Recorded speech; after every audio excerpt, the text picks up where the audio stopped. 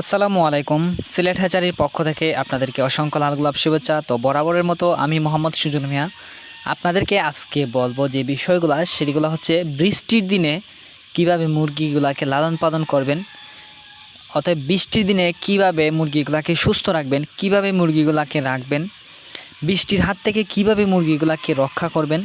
আমরা জানি আমাদের ৬ ঋতুর দেশ, আমাদের ৬ মাস মানে বৃষ্টি হয়, আবার ৬ মাস কিন্তু শীত হয়। তো শীতের সময় একটা সিস্টেমে মুরগি পালতে হয়, আর বৃষ্টির সময় অন্যভাবে মুরগিগুলা লালন পালন করতে হয়। তো মুরগিগুলাকে ঠিক কীভাবে লালন পালন করতে হয় সেই বিষয়গুলাই আপনাদের সাথে আলোচনা করব আমি। তো আমার চ্যানেলটি যারা নতুন ভিডিও যারা দেখতেছেন অবশ্যই আমার চ্যানেলটি সাবস্ক্রাইব করবেন। আপনি মাস্ট বি সাবস্ক্রাইব করবেন, কারণ আপনি যদি ফার্মি মুরগি, সোনালী মুরগি, টাইগার মুরগি, ফার্মি মুরগি এই ধরনের মুরগি যদি আপনি লালন পালন করেন বা করবেন বা করতেছেন, এই ধরনের এই অবস্থা থাকলে আপনি অবশ্যই আমার চ্যানেলটিকে সাবস্ক্রাইব করতে হবে। করলে পরে আমার নতুন ভিডিওগুলো পাবেন। মুরগি পালন সম্পর্কে যে ভালো ভালো তথ্যগুলো আছে না, সেই তথ্যগুলো আপনারা পাবেন। সেই তথ্যগুলো পাইলে আপনাদের মুরগি পালন মুরগি পালন বিষয়গুলো আপনাদের জন্য একদম সহজ হয়ে দাঁড়াবে। তো স্ক্রিনের মধ্যে যে বিষয়টা দেখতে পারতেছেন সেটা হচ্ছে আমি ইনফ্রারেড লাইট দিয়ে আমার যে বাচ্চাগুলো দেখতে পারতেছেন সেই বাচ্চাগুলোর বয়স হচ্ছে 1 মাস। 1 মাসের বাচ্চাগুলোকে আমি ইনফ্রারেড লাইট দিচ্ছি। এখন বৃষ্টি চলতেছে, আসলে বৃষ্টির সময় কিন্তু একটু ঠান্ডা পড়ে।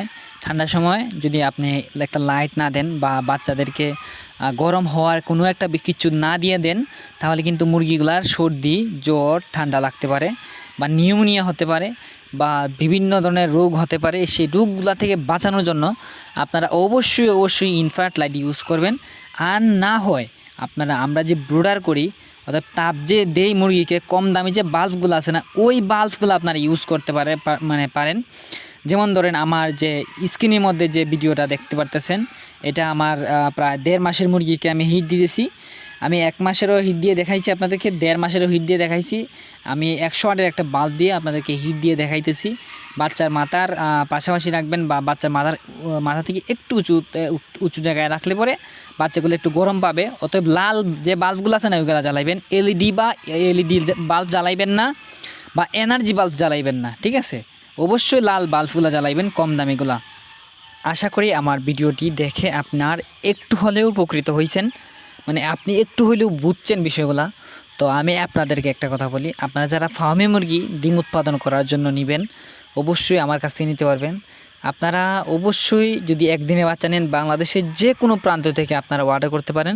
সর্বনিম্ন 200 পিস, আমি আবারও বলতেছি, সর্বনিম্ন 200 পিসের কমে কিন্তু সেল করি না আমি, ঠিক আছে? যদি ফার্মে মুরগি একদিনের বাচ্চা নেন, সর্বনিম্ন 200 পিস নিতে পারবেন। 1 মাসের বাচ্চা নিতে পারবেন।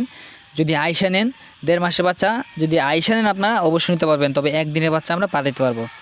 যারা নিতে চান অবশ্যই স্ক্রিনে দেওয়া নাম্বারে কল দিতে পারেন।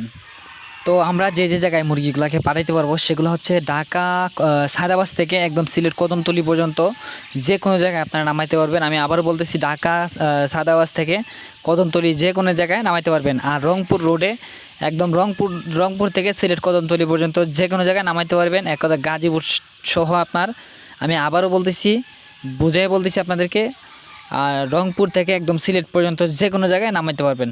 ধন্যবাদ, ভালো থাকবেন।